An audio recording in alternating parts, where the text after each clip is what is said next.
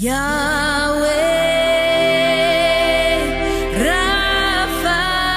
కార్యక్రమాన్ని వీక్షిస్తున్న మీ అందరికీ నా ప్రేమపూర్వకమైన షలోం శుభాలు తెలియపరుస్తున్నారు. తండ్రికి మహిమ. ఈ కార్యక్రమాన్ని వీక్షించే వారందరికీ మనవి ఏంటంటే సబ్స్క్రైబ్ చేయండి. ఈ ఛానల్ అనేకులకు తెలియపరచవలసింది కోరుకుంటున్నాం.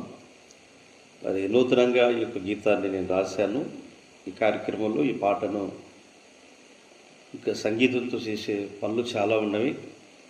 ఇది రాసిన ఈ పాటను నేను పాడుతుండగా తండ్రికి మహిమ చెల్లిస్తూ ఈ పాట వినవలసిందిగా తెలియపరుస్తున్నాను. తండ్రికి మహిమ. హల్లెలూయా. స్తుతించెదము, కొనియాడెదము మన యేషువ సన్నిధిలో. స్తుతించెదము, కొనియాడెదము మన యేషువ సన్నిధిలో. స్తుతించెదము, కొనియాడెదము మన యేషువ సన్నిధిలో. నీ నామమునే కీర్తించెదము, నీ నామమునే ఘనపరిచెదము, నీ నామమునే కీర్తించెదము, నీ నామమునే ఘనపరిచెదము. స్తుతించెదము, కొనియాడెదము మన యేషువ సన్నిధిలో. స్తుతించెదము, కొనియాడెదము మన యేషువ సన్నిధిలో.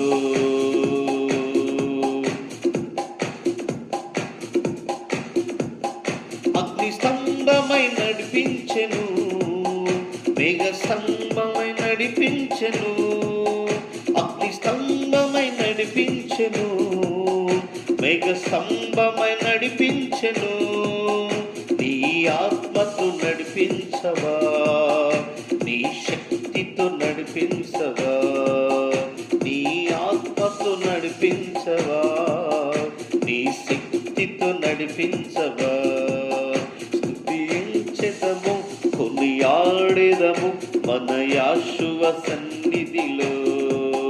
స్తుతించెదము, కొనియాడెదము మన యేషువ సన్నిధిలో. ప్రతిదినమున నిన్నే స్తుతింతును, ప్రతి క్షణమున నిన్నే కీర్తింతును, ప్రతిదినమున నిన్నే స్తుతింతును, ప్రతి క్షణమున నిన్నే కీర్తింతును. మా పెదవులు నర్పింతుము, మా హృదయము నర్పింతుము, మా పెదవులు నర్పింతుము, మా హృదయము నర్పింతుము. స్తుతించెదము, కొనియాడెదము మన యేషువ సన్నిధిలో. స్తుతించెదము, కొనియాడెదము మన యేషువ సన్నిధిలో. గత కాలమంతా కాచితివి, నా ముందుండి నడిపించితివి, గత కాలమంతా కాచితివి, మా ముందుండి నడిపించితివి. మా కాపరిగా ఉంటివి, మా తండ్రిగా నీ ఉంటివి, మా కాపరిగా ఉంటివి, మా తండ్రిగా నీ ఉంటివి. స్తుతించెదము, కొనియాడెదము మన యేషువ సన్నిధిలో. స్తుతించెదము, కొనియాడెదము మన యేషువ సన్నిధిలో. నీ నామమునే కీర్తించెదను, నీ నామమునే ఘనపరిచెదను, నీ నామమునే కీర్తించెదను, నీ నామమునే ఘనపరిచెదను. స్తుతించెదము, కొనియాడెదము మన యేషువ సన్నిధిలో.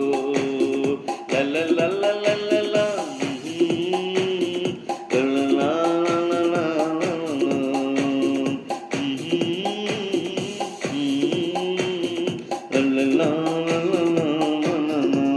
పరిశుద్ధ గ్రంథమైన బైబిల్ని కొన్ని మాటలు విందాము. శ్రద్ధగా ఈ వాక్యాన్ని, ఈ వాగ్దానాలన్నీ కూడా నేర్చుకుంటారు, తెలియపరుస్తూ పరిశుద్ధ గ్రంథమైన బైబిల్ నుండి మోషే రాసినటువంటి 5 గ్రంథాల్లో నిర్గమాకాండము 23వ అధ్యాయము 25వ వచనం ఈ రీతిగా రాయబడింది. చదువుదాం దయచేసి.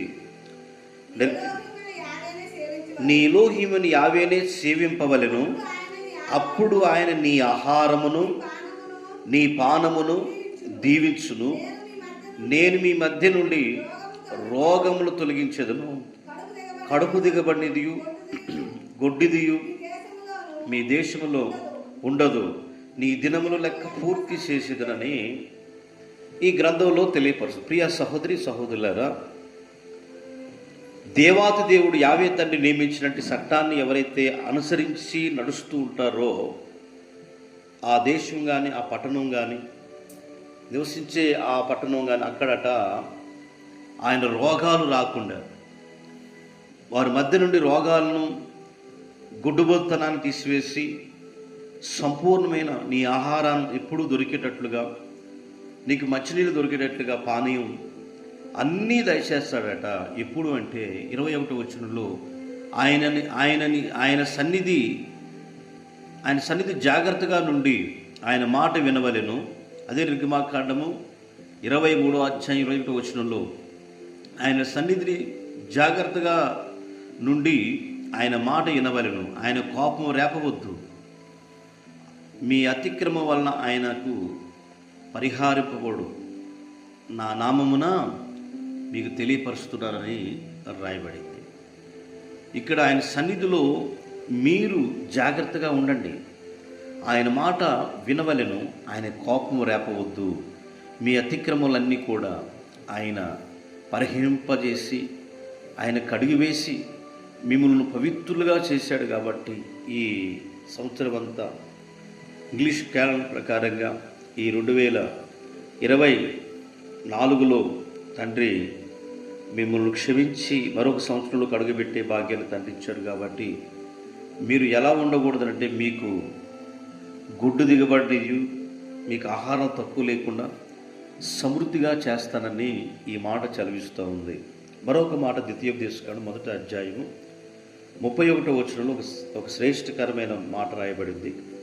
చదువుదాం. ఐగుప్తులోను అరణ్యములోను మీ కొరకు చేసినట్లు మీ పక్షంగా యుద్ధం చేస్తాడు.